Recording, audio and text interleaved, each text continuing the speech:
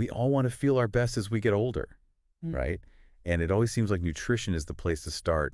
But sometimes it feels like you're just drowning in all this information. Eat this, not that, so much advice out there. It can get overwhelming for sure. You're absolutely right. Yeah, so that's why we're here today. This is going to be a deep dive into nutrition for healthy aging. We're taking a close look at this chapter you sent over from Age Well Live Fully, your mind-body prescription book. Great book. And it's packed with insights. It goes into why nutrition is so crucial as we age, how to build a balanced eating plan, the role of hydration. It even touches on things like intermittent fasting and mindful eating. And of course, we can't forget about the Mediterranean diet.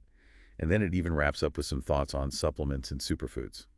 Sounds comprehensive. It really does. So what we're trying to do today is cut through all the noise and really distill those key actionable steps that you can start taking right away to nourish your body as you age, without having to become a nutritionist. Love it. Practical advice that you can actually use. Exactly. That's the goal. All right. So the chapter kind of starts off with this idea that nutrition doesn't just stay important as we age. It actually becomes even more important. Why is that? Well, when you're younger, your body's a bit more forgiving. You have more reserves. You can bounce back from those, those less than ideal food choices a little easier. Right. Those late night pizzas. Exactly. Yeah. But as we get older, those reserves naturally start to decline. So consistently nourishing our bodies with good quality food, it becomes less of a nice to have and more of a must have. It's like the margin for error shrinks. Precisely. And it's not just about, weight management or anything like that. The chapter really emphasizes that good nutrition, it's a key player in keeping our minds sharp, our immune system strong, and just feeling energized overall. It really is about that holistic sense of vitality, supporting your body through the natural changes that come with aging. Now, I love that the chapter steers clear of those restrictive diets. Yeah. The one that tell you to completely cut out entire food groups. And instead, it focuses on this concept of creating a balanced eating plan. It uses this great phrase, a mosaic of diverse foods. I like that analogy. Me too. Yeah. What does that actually look like on a practical level? Well, it highlights that there's no single magic food that holds the key to everything you need. It's really about the synergy of different foods working together to provide that complete nutritional picture. So like an orchestra. Yeah, exactly. Each instrument playing its part to create this beautiful harmony. And we're talking about both macronutrients and micronutrients, right? Absolutely. So your macronutrients, those are your carbs, your proteins, your fats, the building blocks of your diet. And then you have your micronutrients, your vitamins and minerals, which we need in smaller amounts, but they're still absolutely essential. And the foundation of this mosaic, this balanced eating plan, it all starts with whole unprocessed foods, right? Right. And, it sounds simple enough, but in our busy lives, it can be tough to prioritize that. It could be. So what's the real benefit of focusing on these types of foods? Well, the beauty of whole and processed foods is their nutrient density. They're packed with those naturally occurring vitamins, minerals, fiber, all those beneficial compounds that often get stripped away or diminished during processing. Think about biting into a fresh apple versus like an apple-flavored snack. The nutritional value is just completely different. Huge difference. And within those whole foods, variety is key. Like a rainbow of fruits and vegetables, different sources of lean protein, whole grains, healthy fats. It's not about eliminating entire food groups unless you have to. For medical reasons, it's about making sure you're getting that broad spectrum of nutrients. Got it. So vibrant and varied.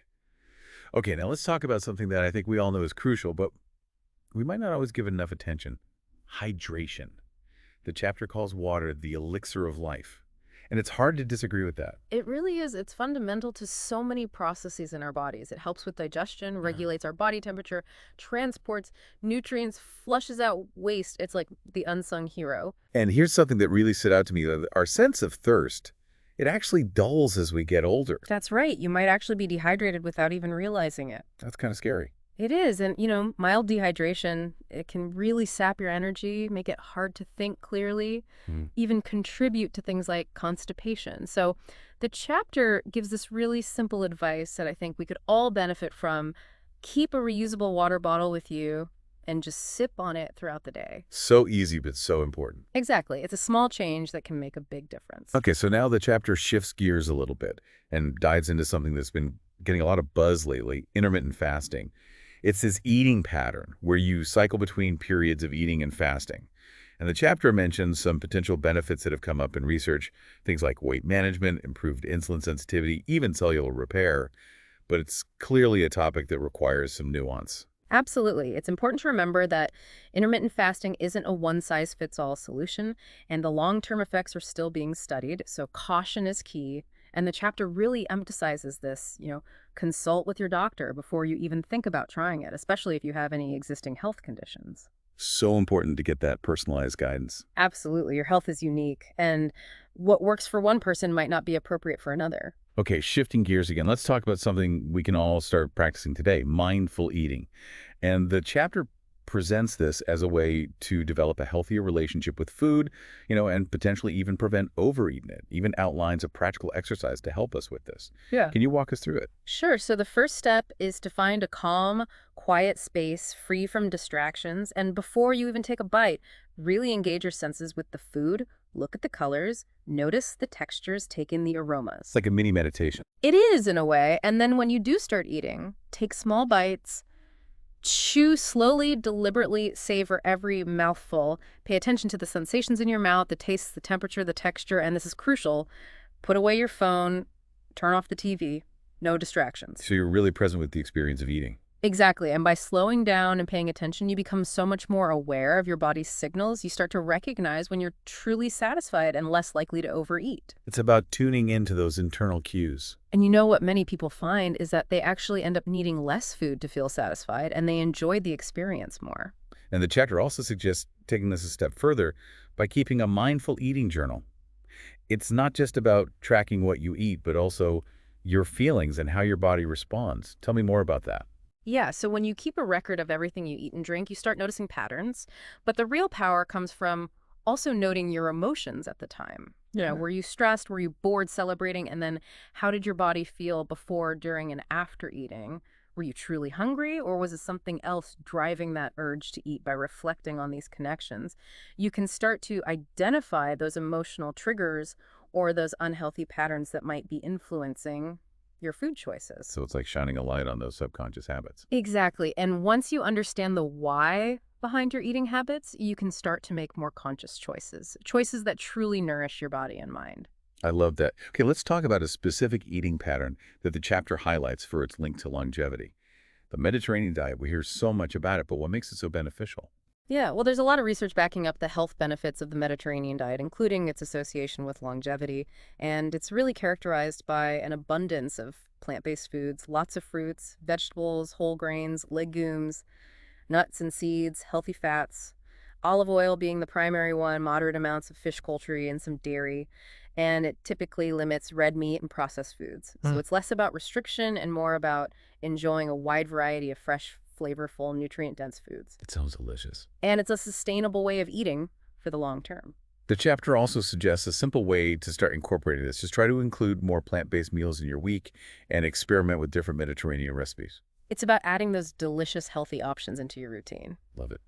Okay. Last but not least, the chapter touches on supplements and superfoods. Now, it's very clear that a balanced diet is the foundation, but it does acknowledge that some people might benefit from supplementation. Right. And the most important thing to remember here is that you should always consult with your healthcare professional before starting any new supplements. Your needs are unique. Some supplements can interact with medications, and some might not even be necessary for now. It's about making informed decisions based on your individual health profile. Personalized approach. Exactly. Now, what about these so-called superfoods? The chapter mentions things like berries, leafy green vegetables, nuts. Is there something magical about these foods? Well, the term superfood, it's not really a scientific classification, but it's generally used to describe foods that are particularly nutrient-dense, packed with vitamins, minerals, antioxidants, other beneficial compounds. And incorporating those into your diet, as the chapter suggests, it's a great way to boost your overall nutrient intake. So they're like the all-stars of the nutrient world. You could say that. So as we wrap up this deep dive into nourishing your body for a healthy aging, we've covered a lot of ground. We looked at why nutrition becomes even more crucial as we age, how to build that balanced, varied diet with whole foods at the core, the importance of hydration, the nuances of intermittent fasting, the practice of mindful eating, the benefits of the Mediterranean diet, and the role of supplements and superfoods, all based on the insights from the chapter you shared. It's about taking these principles and finding what works best for you in your own life. Exactly. And on that note, as you think about your current eating habits, your lifestyle, everything we've discussed today, what's one small, actionable step you could take today to nourish your body a little bit better? It could be as simple as swapping that sugary drink for a glass of water or adding an extra serving of vegetables to your dinner. Something to reflect on as we conclude this deep dive. Thanks for joining us. My pleasure.